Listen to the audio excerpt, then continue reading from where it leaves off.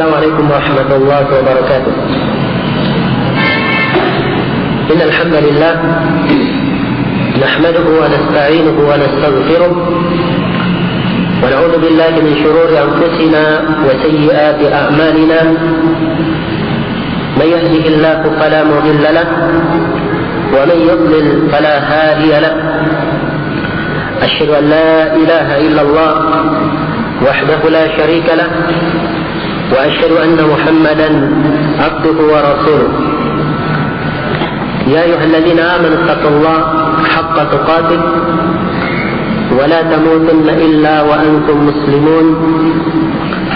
يا أيها الناس اتقوا ربكم الذي خلقكم من نفس واحدة وخلق منها زوجها وبث منهما رجالا كثيرا ونساء واتقوا الله الذي تساءلون به والأرحام إن الله كان عليكم رقيبا. يا أيها الذين آمنوا اتقوا الله وقولوا قولا سديدا يصلح لكم أعمالكم ويغفر لكم ذنوبكم ومن يطع الله ورسوله فقد فاز فوزا عظيما. أما بعد،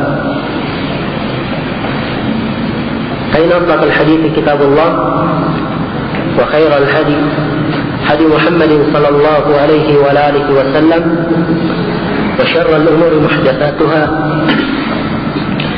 فإن كل محدثة وكل بدعة ضلالة وكل ضلالة في النار.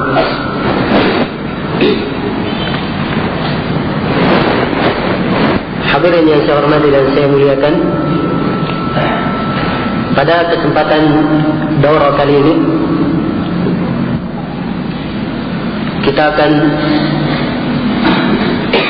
mengkaji satu kitab yang masyhur dan mempunyai kandungan faedah yang sangat banyak, yaitu kitab dengan judul Thalathatul Usul.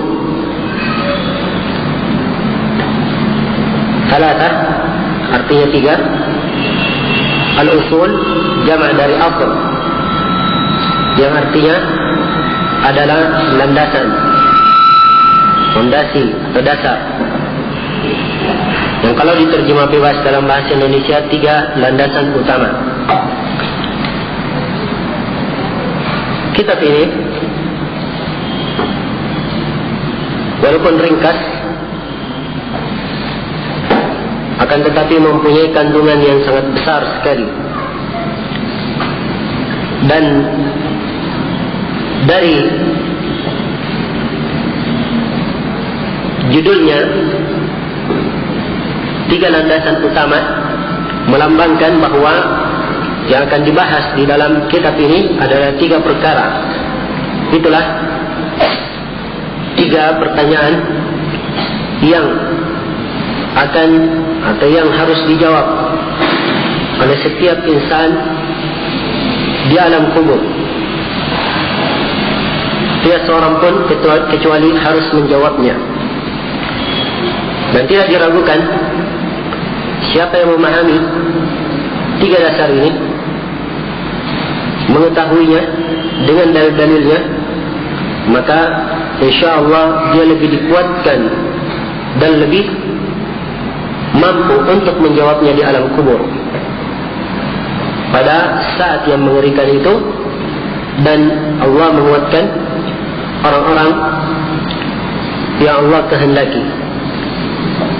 Kerana itulah para ulama semenjak dari masa penulis sampai sekarang, masa pengarang Syekh Muhammad bin Abdul Wahab sampai sekarang, mereka punya perhatian yang sangat besar dalam mengajarkan kitab ini.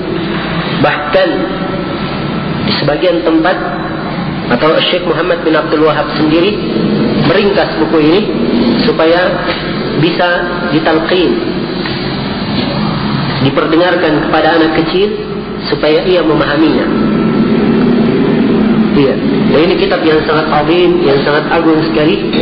Kerana itu sangat pantas apabila seorang muslim dan muslimah punya perhatian yang besar terhadap kandungan dari kitab ini Dan alhamdulillah kita diberi kemudahan oleh Allah Subhanahu wa taala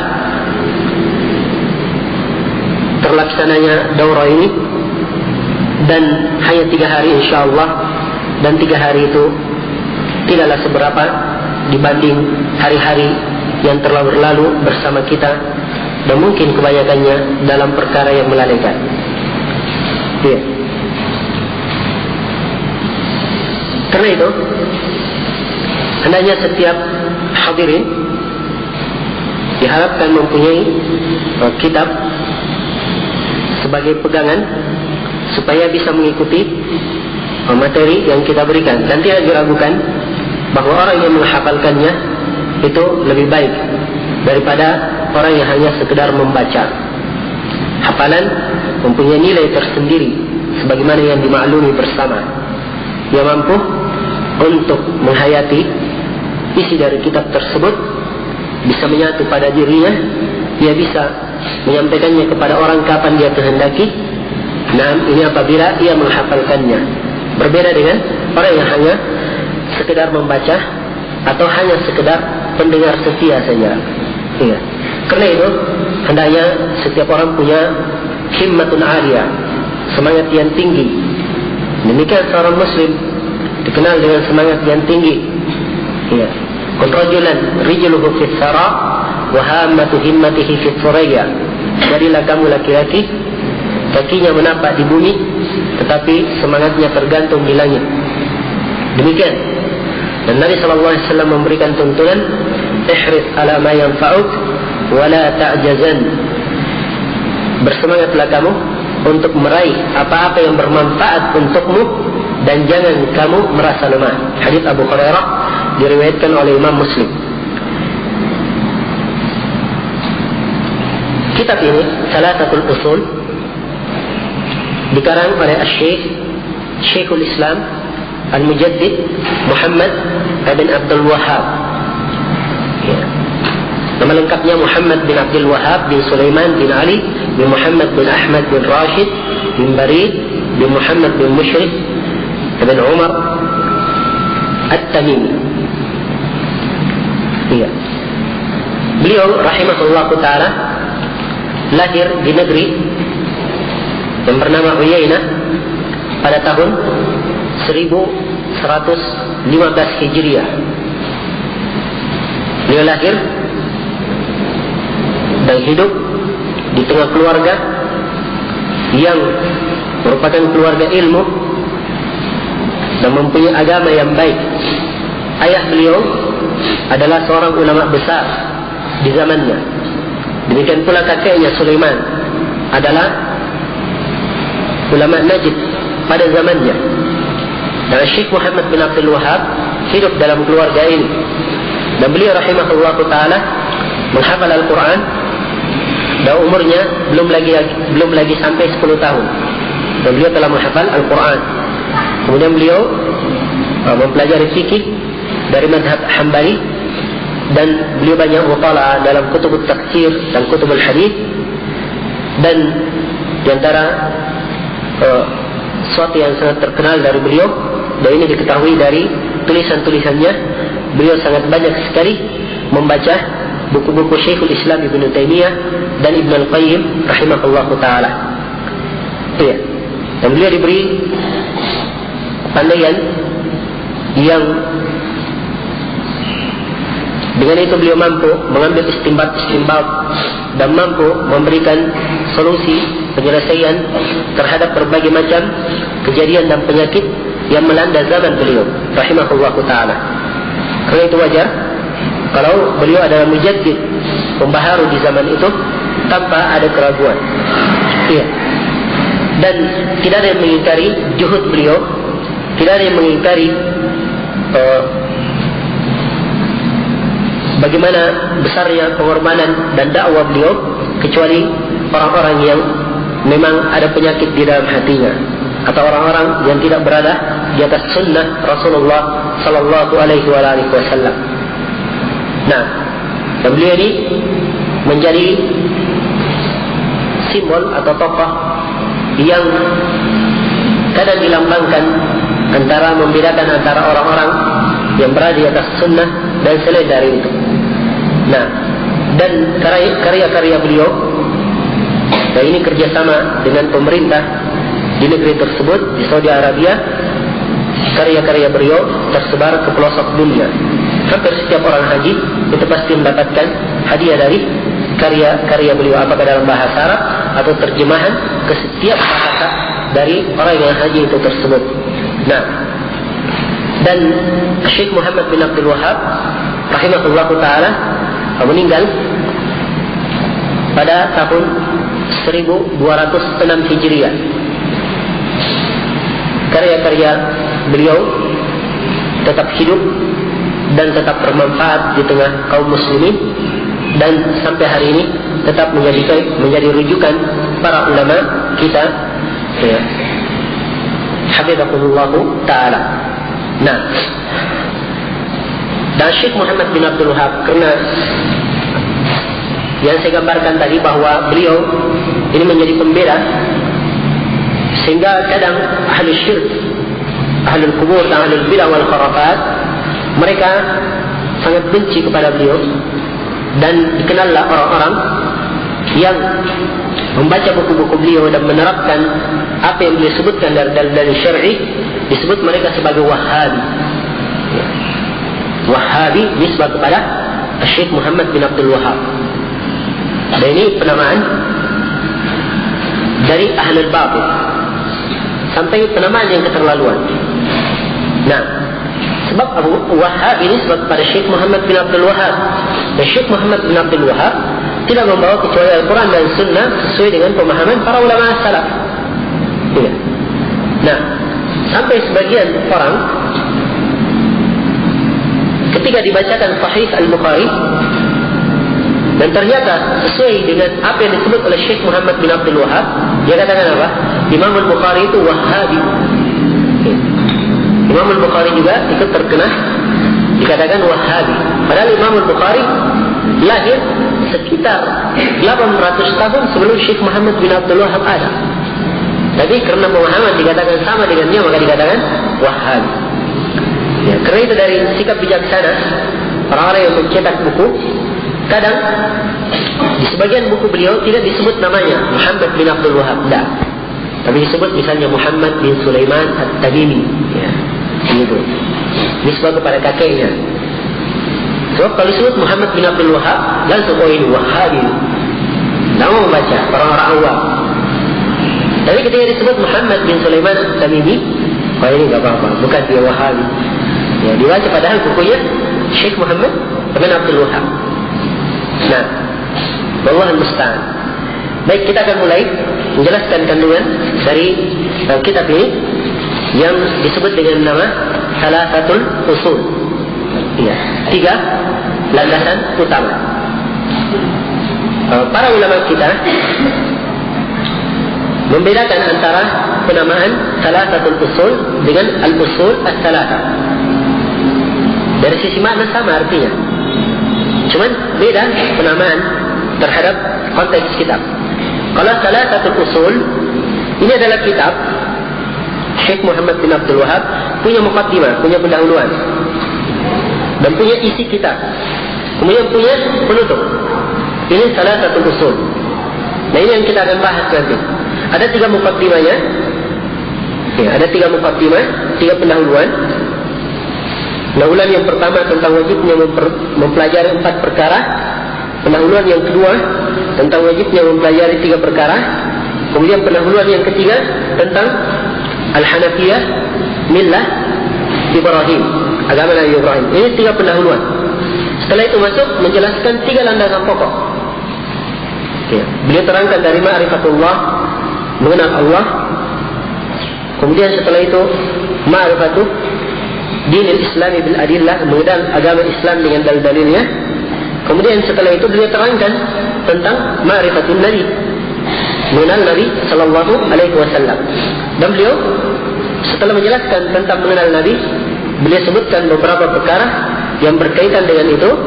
Disebutkan hal-hal yang berkaitan dengan hari kiamat, hisab, dan beberapa perkara berkaitan dengan masalah tauhid, ya, dan lain-lainnya. Di akhir dari kitab tersebut. Di akhir dari kitab Thalathatul Usul ini. Ini Thalathatul Usul. Kalau al-usul as-salatah itu penjelasan 3 pokoknya langsung, tidak ada pendahuluannya. Ya, jadi langsung ke 3 pokok. Fa idza qila laka man rabbuk? Ya. Baik, wa idza qila laka man usulut thalathati allati yajibu 'ala al-insani ma'rifatuha?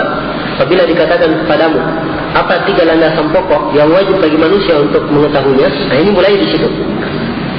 Al-usul as-salatah, tidak ada pendahuluannya. Dan kita di sini akan membaca lengkap ya, salatah al-usul, 3 landasan pokok, mulai dari pendahuluan, isi dan maksud yang diinginkan oleh Syekh Muhammad bin Abdul Wahab dari kitab, dan juga kita baca beberapa perkara yang dia sebutkan di akhir kitab. Baik, kita mulai. Dikatakan oleh Syekh Muhammad bin Abdul Wahab rahimahullahu taala, Bismillahirrahmanirrahim. Bismillahirrahmanirrahim, dengan nama Allah Ar-Rahman yang Maha Pengasih, Ar-Rahim dan lagi Maha Penyayang. Bismillahirrahmanirrahim, ini kalimat yang beliau mulai kitab Thalathatul Usul ini dengannya. Dan kalimat ini,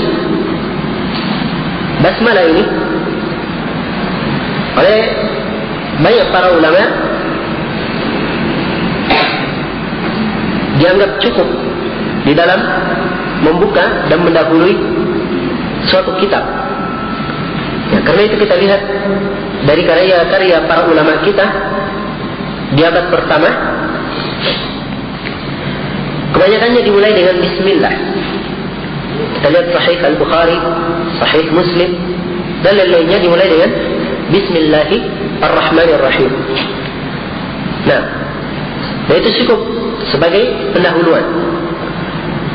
Dan dimulai dengan basmalah adalah mencontoh Al-Quran Al-Karim. Mencontoh Al-Quran Al-Karim, dan setiap surah dari Al-Quran dimulai dengan Bismillah. Bismillahirrahmanirrahim disepakati adalah bagian dari surah An-Naml, dan disepakati bahwa Bismillah tidak termasuk dari surah At-Taubah. Selain dari itu diperselisihkan apakah termasuk dari surah atau hanya sekedar pembukaan yang dibuka dengannya setiap surah. Nah, dan yang kuat di kalangan para ulama bahwasanya Bismillah pada selain itu adalah pembukaan yang setiap surah dibuka dengannya. Baik. Jadi memulai kitab dengan Bismillah ini berarti mencontoh kitab Allah, mencontoh Al-Quran Al-Karim. Kemudian yang kedua itu adalah mencontoh Rasulullah Sallallahu Alaihi Wasallam. Sebab beliau di dalam tulisan-tulisan beliau, di dalam surat-surat beliau mulai dengan Bismillahirrahmanirrahim. Diriwayatkan oleh Imam Al-Bukhari dan Imam Muslim, ketika Nabi Sallallahu Alaihi Wasallam mengirim surat ke Herakl, Raja Rum, pembesar Rum, beliau mulai dengan kalimat Bismillahirrahmanirrahim. Beliau tulis min Muhammad bin Abdullah ila Herakl Azimir Rum, dari Muhammad bin Abdullah kepada Herakl Raja Rum. Ya, setelah itu beliau sebutkan isi suratnya. Nah, kita lihat di sini dimulai dengan Bismillahirrahmanirrahim. Dan juga diriwayatkan oleh Imam Al-Bukhari dan Imam Muslim juga, ketika di perang Hudaybiyah atau di perjanjian Hudaybiyah, Ali bin Abi Thalib radhiyallahu taala anhu adalah juru tulis. Maka Nabi sallallahu alaihi wasallam perintahkan tulis Bismillahirrahmanirrahim. Diperintah untuk menulis Bismillahirrahmanirrahim. Maka ini menunjukkan bahawa dari sunnah Rasulullah sallallahu alaihi wasallam dalam pendahuluan membuka dalam surat dan tulisan beliau itu dimulai dengan Bismillahirrahmanirrahim. Adapun hadis yang banyak disebut oleh para ulama ketika menjelaskan Bismillah, yaitu hadis kullu amrin dibalin la yubda'u fihi bi bismillah wa huwa abtar. Setiap perkara punya kedudukan tidak dimulai dengan bismillah, maka perkaranya akan cerai-berai, akan terputus. Ya. Hadis ini adalah hadis yang lemah, sebagaimana yang disebutkan atau yang dijelaskan lemahnya oleh Syekh Al-Albani rahimahullahu taala di dalam Irwaul Ghalil. Nah, baik, kita lihat kandungan dari Bismillahirrahmanirrahim. Dikatakan Bismillah. Bismillah artinya dengan nama Allah. Bismillah dengan nama Allah. Dalam kaidah bahasa Arab, ba sebagai harfu jar dan isim yang majrur dengan ba, jar majrur ini harus terkait dengan sesuatu. Dan di sini tidak disebut terkaitnya kemana. Ya, misalnya disebut dengan kitab. Ada apa dengan kitab? Harus terkait dengan kitab ini, terkait dengan sesuatu. Misalnya Muhammadun datang dengan membawa kitab. Nah, ini ada keterkaitan dengan kedatangan Muhammad, keterkaitannya. Nah, sama di sini Bismillah dengan nama Allah harus terkait dengan sesuatu. Nah, maka terkait dengan sesuatu di sini, sesuatunya itu tidak disebut karena sudah dimaklumi, dan sesuatunya tidak disebut supaya lebih umum. Baik, sesuatu yang tidak disebut ini, apakah dia adalah isim atau fi'il dalam istilah nahwu? Yang dikuatkan oleh banyak para ulama bahwa dia adalah fi'il, sebab itu adalah asal yang merupakan amil. Jadi Bismillah dengan nama Allah terkait dengan sesuatu yang mahdhuf, yang hilang. Ya. Mahdhufnya ini kemana? Apakah dia di awal atau di akhir? Tepatnya adalah di akhir. Sebab dalam kaidah bahasa Arab, kalau ada sesuatu keterkaitan didahulukan di atas fi'il, maka itu menunjukkan makna kekhususan. Seperti misalnya dalam surah Al-Fatihah yang kita baca, Iyyaka na'budu wa iyyaka nasta'in. Iyyaka na'budu, kepadamu-lah kami menyembah. Wa iyyaka nasta'in, dan kepadamu-lah kami memohon pertolongan. Iyyaka, ka ini asalnya di belakang. Asalnya na'buduka wa nasta'inuka. Ka-nya asalnya di belakang. Kenapa didahulukan? Didahulukan supaya menunjukkan makna ikhtisas, makna kekhususan, bahwa ibadah itu hanya khusus untuk Allah Subhanahu wa taala. Iya. Nah, misalnya saya katakan qasadtuka, saya memaksudkan datang ke rumahmu. Iya. Misalnya, saya memaksudkan engkau. Qasadtuka. Ini kalimat.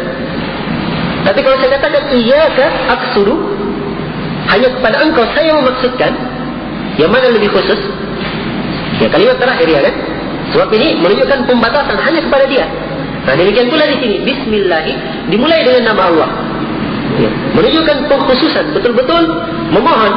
Ya, ia memulai bersandar dengan nama Allah Subhanahu wa taala. Dipahami? Jadi fi'ilnya adalah sesuatu yang tidak disebut, letaknya di belakang. Ya. Apa fi'il yang tidak disebut ini? Bagaimana konteksnya? Konteksnya sesuai dengan keadaan. Kalau dia mau menulis, dia baca Bismillah, maka artinya dengan nama Allah saya menulis, begitu. Kalau dia berjalan, dia baca Bismillah, maka Bismillah dengan nama Allah saya berjalan. Ya? Kalau misalnya dia lagi di atas kendaraan, ingin mengendarai kendaraan, maka dia katakan Bismillah, maka dengan nama Allah saya naik ke kendaraan. Ya. Jadi sengaja tidak disebut supaya bisa lebih umum penggunaannya. Dipahami? Iya. Nah, dan dimulai dengan Bismillah, kita katakan fi'il di belakang, bukan di depan, supaya seorang ketika memulai, dia memulai dengan nama Allah. Dan tentunya kalau nama Allah dia kita memulai dengannya, maka ini adalah bentuk pengagungan, ya, kepada nama-nama Allah Subhanahu wa taala, dan juga adalah berkah dengan hal tersebut. Nah, ini makna Bismillah. Jadi bismillah dengan nama Allah. Allah adalah nama Allah Subhanahu wa ta'ala. Allah bermakna al-ma'luh, yang disembah. Ini bermakna yang disembah. Nah, baik. Kemudian Ar-Rahman, dengan nama Allah Ar-Rahman, yang maha pengasih. Ar-Rahim, yang maha penyayang. Pengasih dan penyayang sama sebenarnya, ya kan, dalam bahasa Indonesia. Cuman kalimatnya aja beda, ya. Tapi dalam bahasa Arab pun demikian. Asal istiqaqnya, asal pecahannya sama. Cuman kandungan makna berbeda. Kalau Ar-Rahman, ini adalah nama khusus untuk Allah Subhanahu wa ta'ala. Tak boleh ada yang bernama dengan nama Ar-Rahman. Sebab ini penamaan khusus untuk Allah Subhanahu wa ta'ala. Sebab dari nama Allah, ada yang sebagian makhluk juga bernama dengannya, dan ada dari nama Allah khusus untuk Allah Subhanahu wa ta'ala. Ar-Rahman ini termasuk yang khusus. Ya, contoh yang boleh misalnya seperti Al-Aziz, itu boleh. Sebab dalam Al-Quran dikatakan qalat imra'atul aziz, berkata istrinya Al-Aziz, namanya Al-Aziz. Dan Nabi SAW disifatkan dengan Ra'uf Rahim. Wa kana bil mu'minina ra'ufan wa kana bil mu'minina na'am. Laqad ja'akum rasulun min anfusikum azizun 'alayhi ma 'anittum harisun 'alaykum wa bil mu'minina ra'ufur rahim. Dan terhadap kaum mukminin beliau Ra'uf Rahim. Ya, disifatkan, disebut dengan nama Ra'uf Rahim. Nah, baik. Ini tentunya dari sisi penamaan. Adapun dari sisi kandungan makna, itu tentunya berbeda. Sebab nama Allah Subhanahu wa ta'ala apabila dinamakan untuk Allah, maka segala kebaikan dan segala ketinggian dan kemuliaan itu terkandung di dalamnya. Baik. Jadi Ar-Rahman itu artinya adalah Allah yang bersifat dengan rahmat yang luas. Allah yang bersifat dengan rahmat yang luas. Nah, adapun Ar-Rahim, itu maknanya Allah yang mempunyai rahmat yang terus menerus. Rahmat yang terus menerus. Jadi Ar-Rahman mempunyai rahmat yang luas, Ar-Rahim mempunyai rahmat yang terus menerus, tidak ada putusnya. Nah, kalau Ar-Rahman, ini rahmat Allah untuk seluruh makhluk masuk, ya, untuk seluruh makhluk yang ada di muka bumi. Adapun dari kalimat Ar-Rahim, ini khusus untuk kaum mukminin. Karena itu pensifatan untuk kaum mukminin dikatakan wa kana bil mu'minina rahima. Dan Allah terhadap kaum mukminin itu maha merahmati. Nah, baik.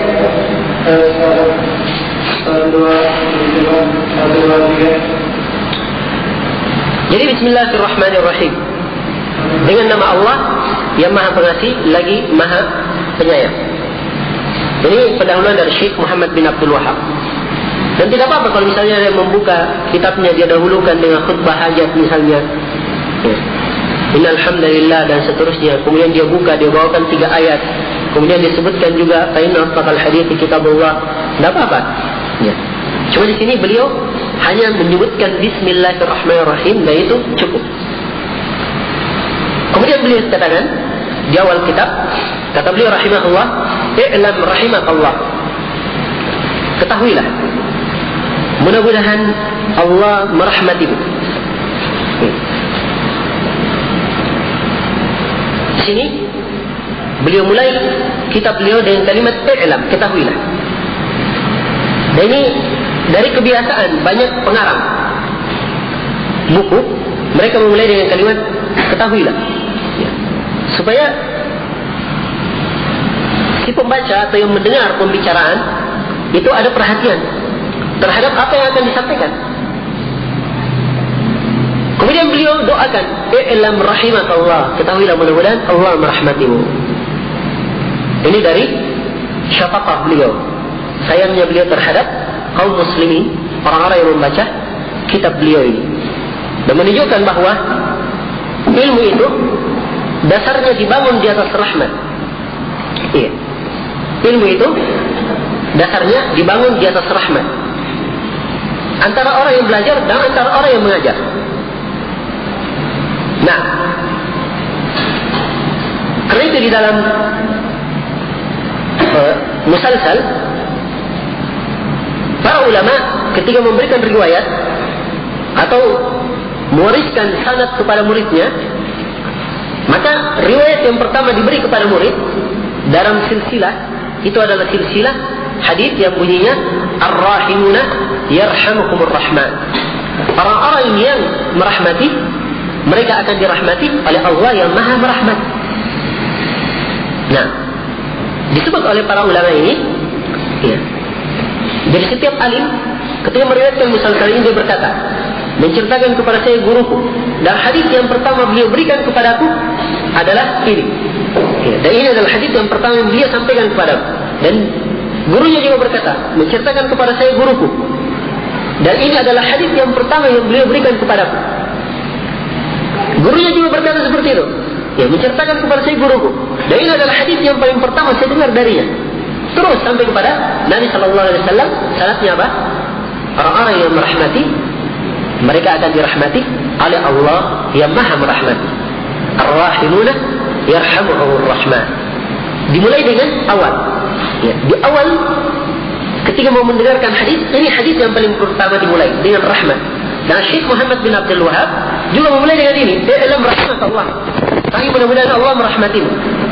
Menunjukkan bahawa ilmu itu dibangun di atas rahmat. Dan ini menunjukkan bahawa beliau memang betul-betul ingin menasihati umat. Karena itu beliau doakan kebaikan bagi orang yang membaca kitabnya.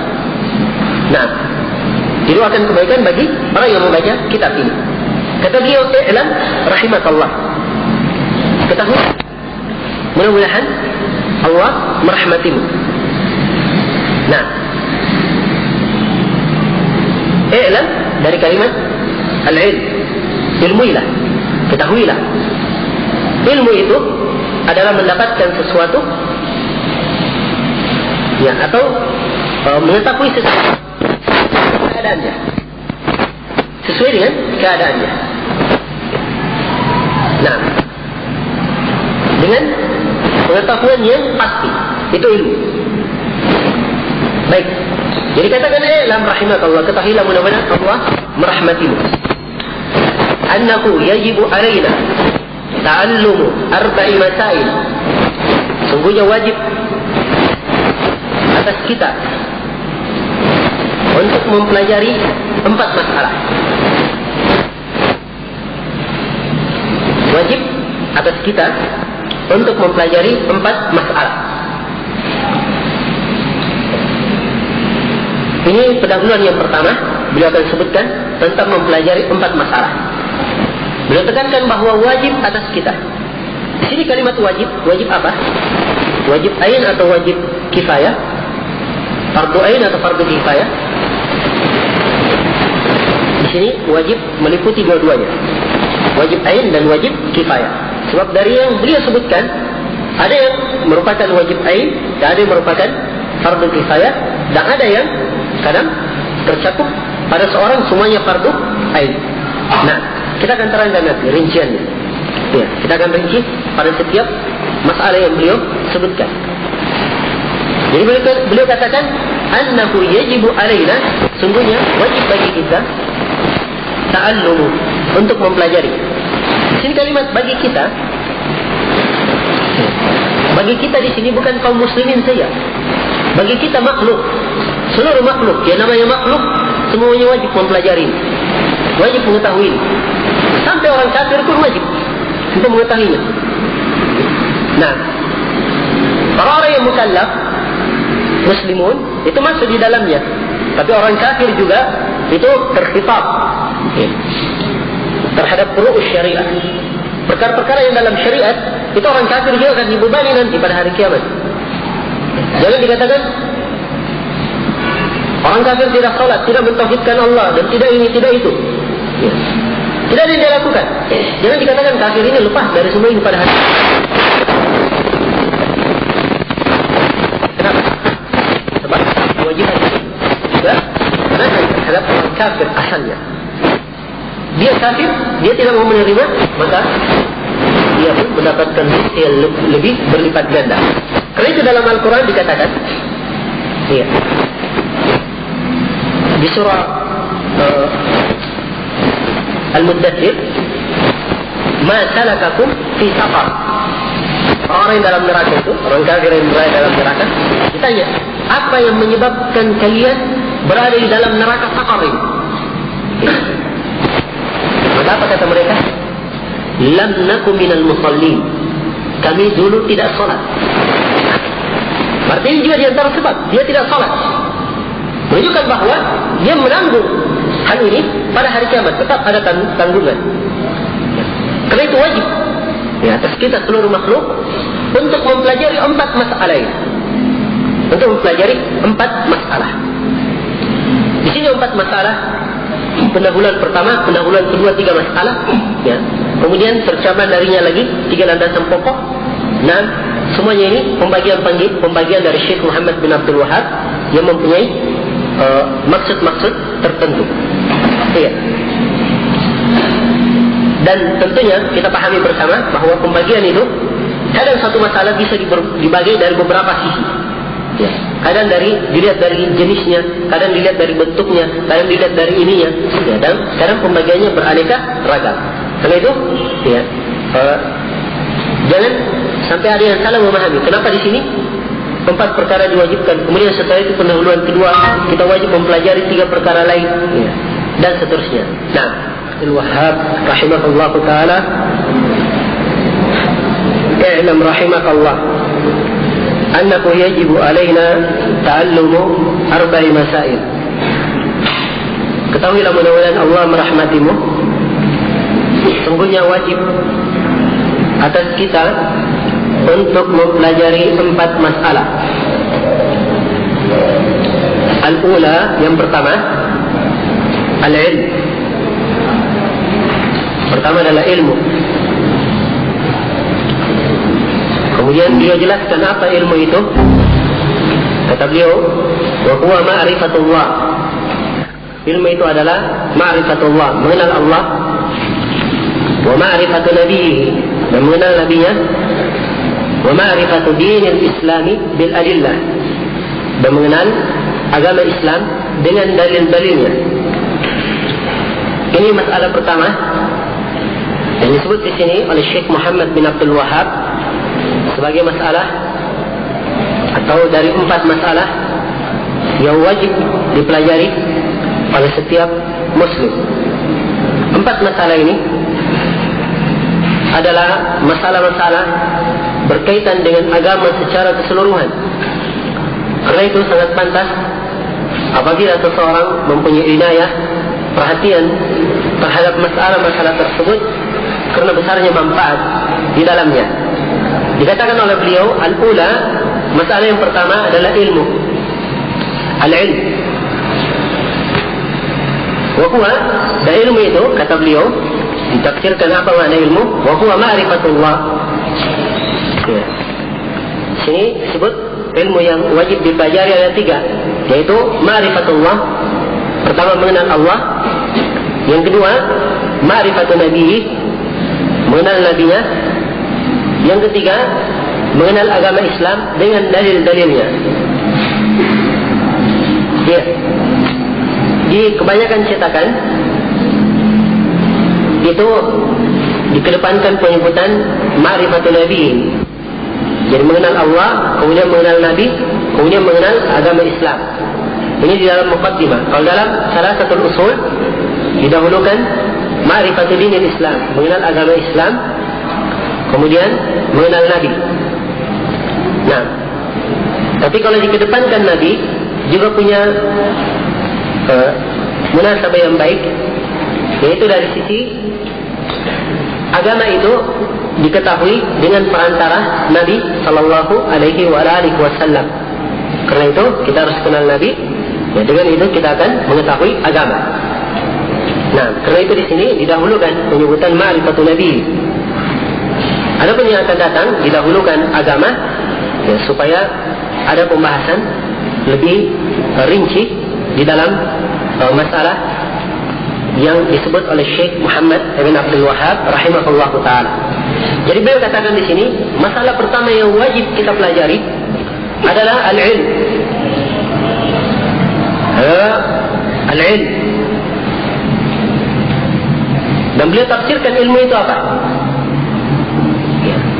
Sebab ilmu kalau digunakan, itu yang diinginkan adalah ilmu syariah. Itu penggunaan ilmu dalam nusus Al-Quran dan Sunnah. Jadi kalau disebut ilmu, maka yang diinginkan adalah ilmu asy-syara'. Nah, itu ada pujian dan keutamaan bagi orang yang mempelajarinya. Adapun selain dari ilmu syara', kadang ada keutamaan, tapi sifatnya nisbi, ikut pada sesuatu atau pada keadaan-keadaan tertentu dan tidak bersifat umum.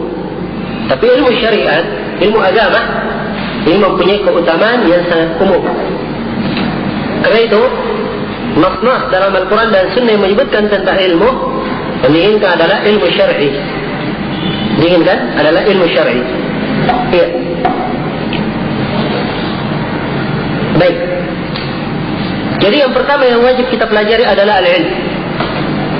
Adalah berilmu. Seorang ingin beribadah, maka dia wajib untuk berilmu. Di sini disebutkan ilmu itu apa?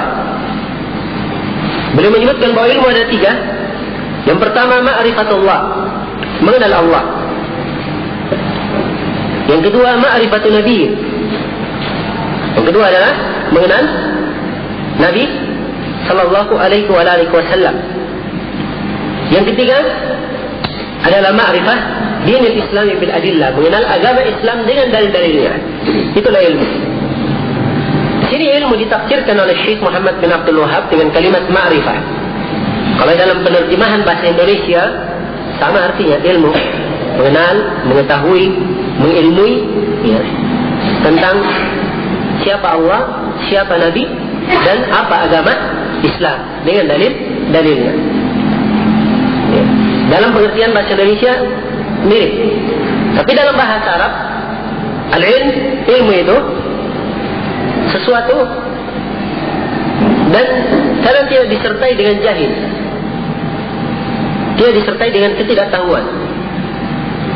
Tapi kalau ma'rifah, dia mengetahui sesuatu, tapi sebelumnya pernah dia tidak tahu. Nah,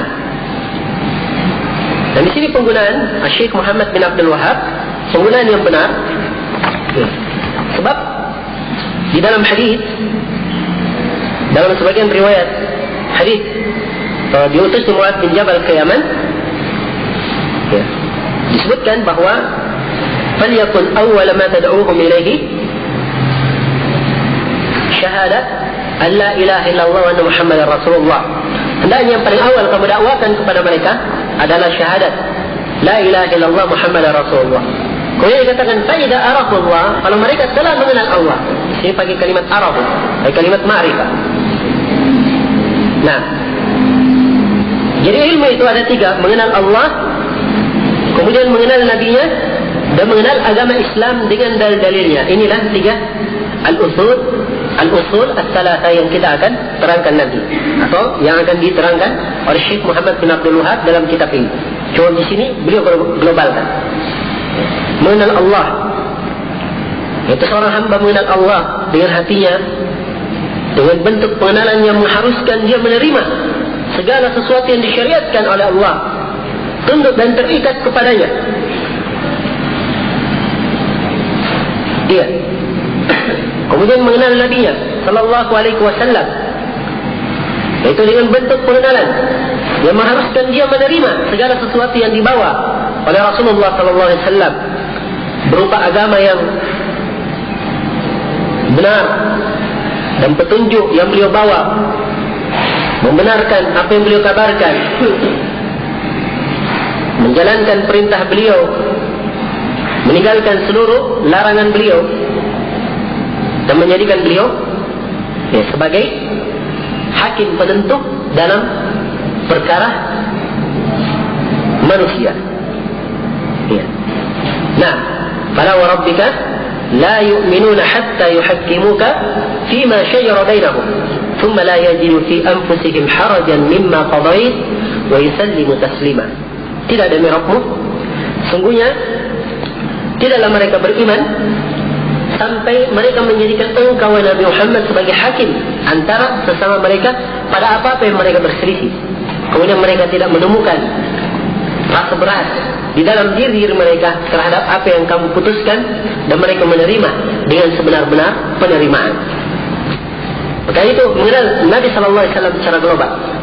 Terus kenal siapa beliau, sehingga ketika kita kenal, kita menerima segala sesuatu yang dibawa oleh beliau. Wa ma'rifatu dinil Islam bil adillah. Kemudian yang ketiga dari ilmu yang wajib dipelajari adalah mengenal Islam, mengenal agama Islam. Mengenal agama Islam dengan dua makna Islam. Sebab Islam, sebagaimana yang akan datang penjelasannya, Islam itu kadang bermakna umum dan kadang bermakna khusus. Bermakna umum, Islam yang dibawa oleh seluruh para nabi dan para rasul.